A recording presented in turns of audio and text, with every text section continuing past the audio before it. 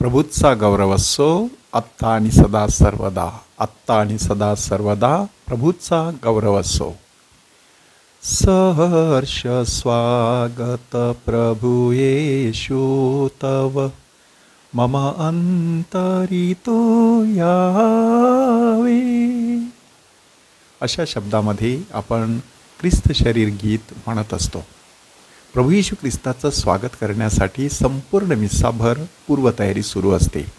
त्या पूर्वतयारीमध्ये प्रवेश गीत, त्यानंतर प्रास्ताविक प्रार्थना, आपला पश्चाताप विधी, परमेश्वराचा गौरव, परमेश्वराचा शब्द ऐकणं, त्याला प्रतिसाद देणं, त्याच्यावर विश्वास व्यक्त करणं, त्याच व्यतिरिक्त आपल्या विनंत्या त्याच्यापुढे सादर करणं, आपलं अर्पण त्याच्यापुढे मांडणं, मग त्या द्राक्षरस आणि भाकरीवरती देवाचा पवित्र आत्म्याचा आशीर्वाद मागणं आणि त्याद्वारे परमेश्वराचा ख्रिस्ताद्वारे ख्रिस्तासह ख्रिस्ताठायी गौरव करणं. अशा प्रकारे प्रभू येशू ख्रिस्ताच्या आगमनाची पूर्वतयारी संपूर्ण मिस्साभर सुरू असते. आणि मग कम्युनियन घेण्याची ती वेळ, त्या वेळेला आत्मा उत्सुक असतो आपल्या परमात्म्याला स्वतःमध्ये सामावून घेण्यासाठी. अशा प्रकारचं स्वागत गीत आपण गात असतो, परंतु ती स्वागतशील वृत्ती आपण तोपर्यंत तयार केलेली असते का, हे मात्र माणसाने तपासून पाहिलं पाहिजे. आजची वाचनं स्वागतशील वृत्तीवरती आपलं लक्ष केंद्रित करण्यास आपल्याला बोलावत आहेत.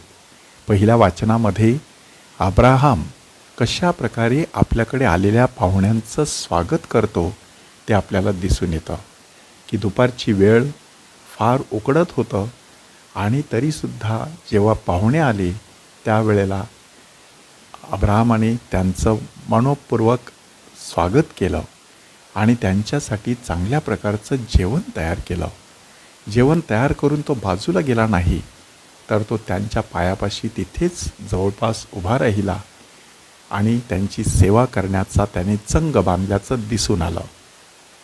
ह्याचा योग्य असा आशीर्वाद त्याला मिळाला की वर्षभरातच त्याच्या घरामध्ये स्वतःचंच बाळ रांगतं झालेलं आहे. स्वागतशील वृत्तीचं फळ माणसाला मिळाल्याशिवाय राहत नाही. शुभवर्तमानामध्ये तशाच प्रकारचं एक स्वागत आपल्यासमोर सादर करण्यात आलेलं आहे. 2 व्यक्ती प्रभू येशू ख्रिस्ताचं स्वागत करताना दिसत आहेत. मात्र त्या 2 व्यक्तींच्या स्वागतशीलतेमध्ये, आदरातिथ्यामध्ये वेगवेगळ्या प्रकारचा फरक असलेला दिसून येतो. जणू काही 2 वेगवेगळी व्यक्तिमत्वे कशा प्रकारे परमेश्वराचं स्वागत करत असतात त्याचंच चित्रण त्या प्रसंगामध्ये दिसून येत आहे. प्रभू येशू ख्रिस्त मार्था आणि मरिया ह्यांच्या घरी उतरतो. मार्थाला वाटलं होतं की प्रभू येशू ख्रिस्त लांबून आलेला आहे, त्याने प्रवास केलेला आहे, त्याला भूक लागलेली असेल, म्हणून ती ताबडतोब स्वयंपाकघराकडे धाव घेते. ह्याचा अर्थ असा आहे की मार्था शरीराचा विचार करते, मरिया मात्र आत्म्याचा विचार करत आहे.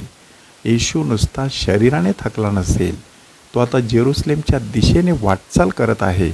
कदाचित त्याला त्यांच्या मनातलं काहीतरी सांगायचं असेल, त्यासाठी कोणीतरी त्याचं ऐकून घ्यावं अशी त्याची अपेक्षा असेल, म्हणून मरिया त्याच्या चरणापाशी बसून राहते. मार्था हे विखुरलेल्या मनोवृत्तीचं प्रतीक आहे, तर मरिया केंद्रित मनोवृत्तीचं प्रतीक आहे. मार्थाला शब्द फार आवडत आहेत असं दिसतं, ती सतत कुरकुर करताना दिसत आहे. आणि मरियेला मात्र शांतता आवडत आहे असं दिसत आहे. ती शांतपणे प्रभूच्या पायापाशी बसलेली आहे. म्हणजे मार्था ही कृतिशील आहे, मरिया ही चिंतनशील आहे. मार्था प्रभू येशू ख्रिस्ताचं स्वागत अतिथी देवो भव अशा भावनेने करत आहे, तर मरिया येशूचं स्वागत गुरु देवो भव अशा प्रकारे करत आहे. मार्था अस्वस्थ असलेली दिसते, मरिया मात्र स्वस्थ चित्त असलेली दिसून येते. मार्थाला प्रभूला भरवायचं होतं, मरियेला प्रभूकडून स्वतःलाच भरवून घ्यायचं होतं. म्हणूनच आपण परमेश्वराचं स्वागत आपल्या जीवनात कशा प्रकारे करत असतो ते तपासून पाहणं गरजेचं आहे.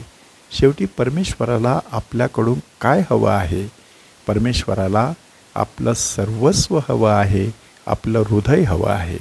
म्हणूनच आजच्या ह्या शुभदिनी आपलं सर्वस्व प्रभू येशू ख्रिस्ताच्या चरणापाशी ठेवूया आणि त्याला सांगूया, सहर्ष स्वागत प्रभु येशू तव, मम अंतरी तू यावे.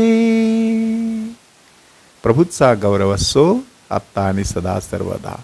आत्ता आणि सदा सर्वदा प्रभूचा गौरव असो.